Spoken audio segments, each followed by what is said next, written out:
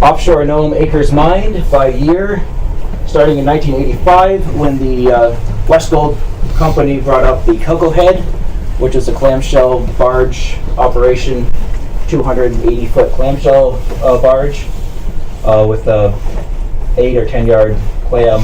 It produced 60 ounces of gold, mined a few acres.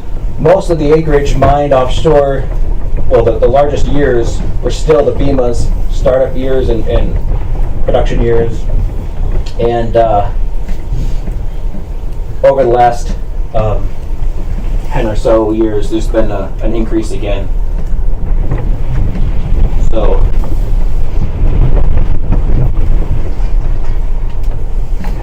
has the price of gold increased? but yeah, the price of gold increased and a few other factors led to an increase in the number of dredges and the larger dredges. Mostly in the 90s, there were 6 and 8 inch dredges, mostly in the wreck area. Nome Styles had a few 10-inch dredges, 2 or 3, and more 6-inch dredges were added, and more 10-inch dredges, and the grab dredges started coming in with the Christine Rose and the others that followed, and Phoenix Marine's jack-up barges. But the number of acres per year, and these are all estimated because I don't have access to DNR's numbers based on my observations over the years and talking with people who have been here. They should be pretty accurate.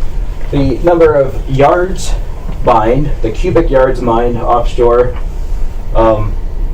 these are from the BEMA reports that they peaked at 2.5 million cubic yards per year, and the number of yards mined by offshore dredgers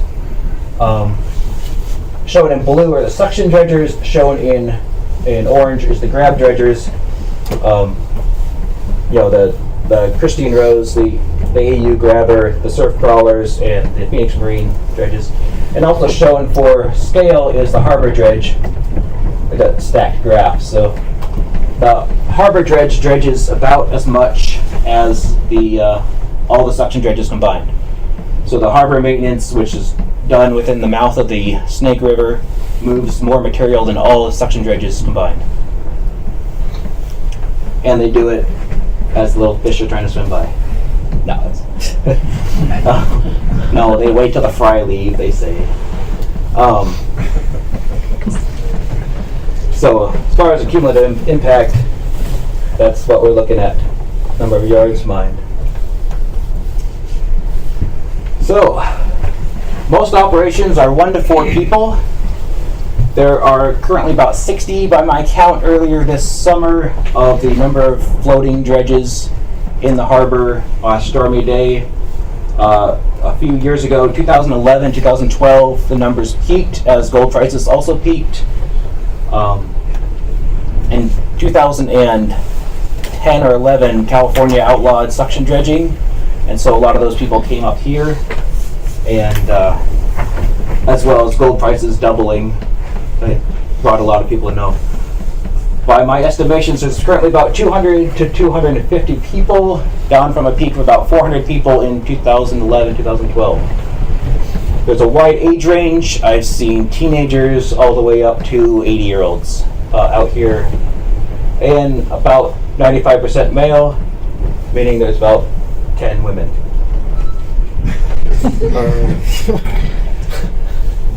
So, including Nurse Sue and others like her. About 50 of the miners are from our longtime Nome area residents, like Jan Kralik, like Bob Hafner, like Craig Coggins, those sorts. About 50 are new full-time Nome residents who came here for gold mining and have only been here a few years, but they live here year-round or 10 or so months out of the year. About 50 are from around Alaska, and the rest are from all of the U.S. and around the world.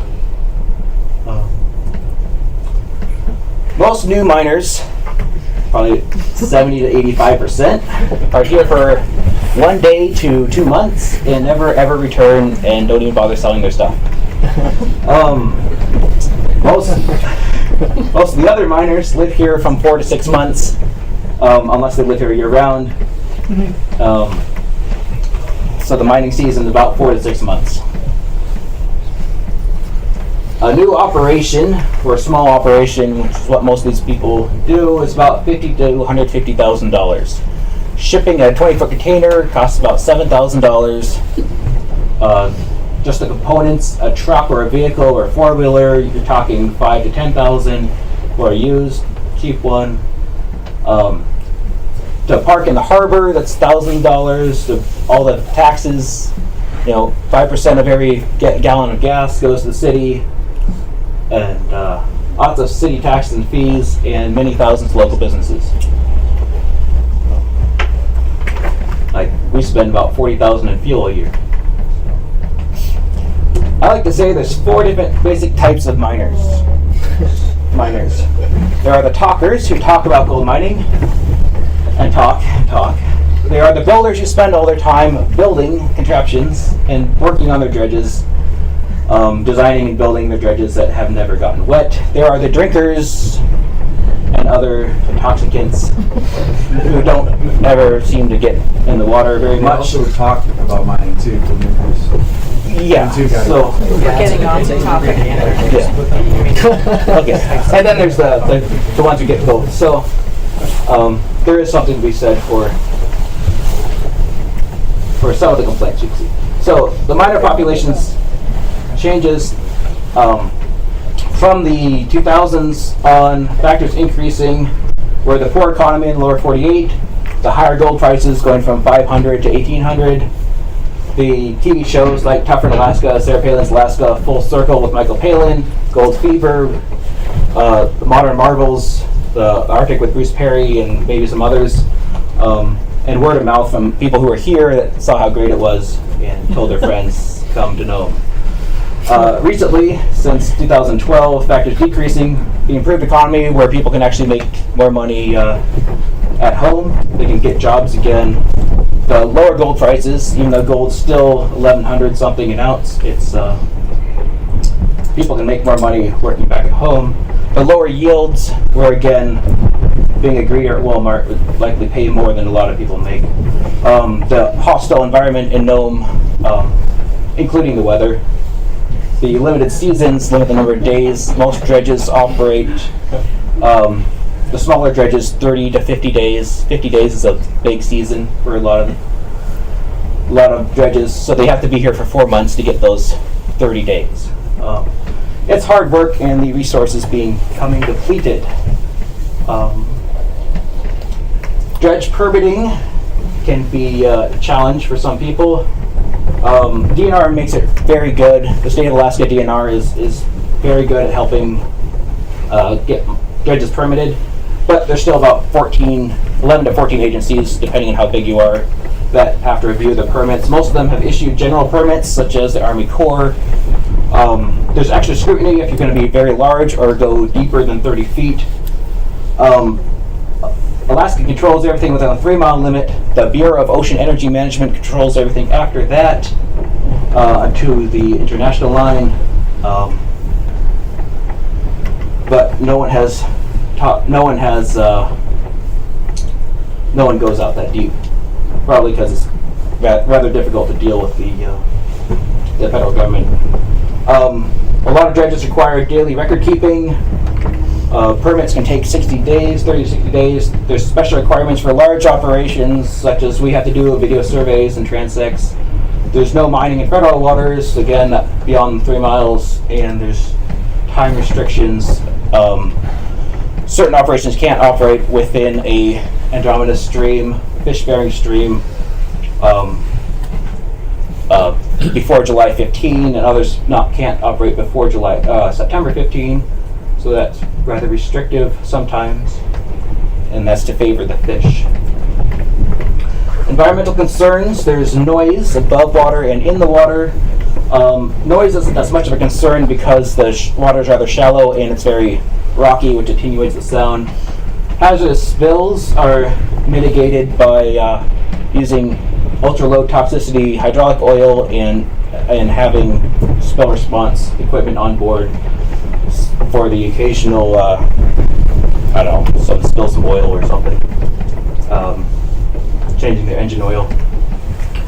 A lot of people are concerned with toxic mining waste. What toxic mining waste means is if a miner picks up a rock and sets it down, that becomes mining waste. Is that toxic? We don't know. So when the BEMA was up here, they had to do extensive studies. They ground up a lot of crab to see if there were elevated levels of minerals, natural minerals, which, because the BEMA was chewing up so much ground and releasing all this material, they wanted to know, was that going to dissolve into the seawater, and were crab going to uptake that? And the findings were minimal. One other concern is the plume. The plume is when you pick up all this silty stuff and the current takes it, and even though you're only disturbing, say, half an acre, the plume can cover and blanket several acres, depending on how high you are and how strong the current is, or how deep the water and how big the current is. So it's not as much of a concern shallower than 30 feet, but deeper than 30 feet, like we operate with a down chute where all our tailings get collected into a chute and dumped about 10 feet off the bottom. Tailing piles are of a concern if everyone here has to do reclamation concurrent with mining, which means that as we mine, we don't make giant piles in the water that aren't on the charts. And the piles that we do make, the storms tend to knock those down fairly quickly. There's also talk of recovery time, and that's the amount of time it takes the benthic community to regrow and repopulate the area disturbed by mining.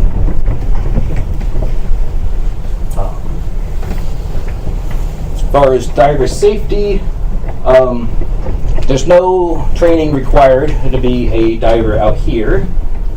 Although I highly recommend anyone get open water certified, but it's actually a lot safer than scuba because you're tethered, but still you're breathing pressurized gas underwater. Safety gear on board the vessels is covered by the Coast Guard. Fairly good regulations on that. There have been 3 fatalities offshore Nome. There was Harold Schutzel about 10 years ago, a guy named Sid a few years ago, and one guy last year. 2 of these were old men in their first 10 hours of diving ever. And the other guy was a commercial diver. So, again, they were the only ones culpable. The city wasn't liable. So, it does happen. Accidents do happen. The key there is be trained and know what you're doing and dive within your limits.